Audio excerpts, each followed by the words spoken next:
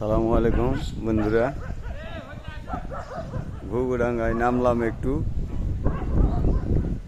দেখেন কত সুন্দর সবুজের সমারোহ,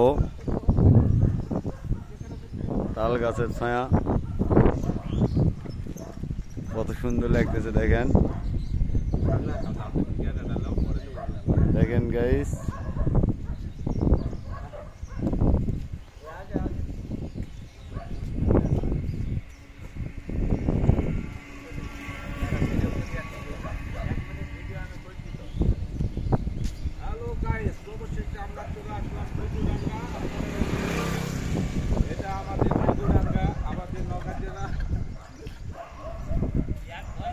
খুব অপূর্ব সুন্দর একটা জায়গা।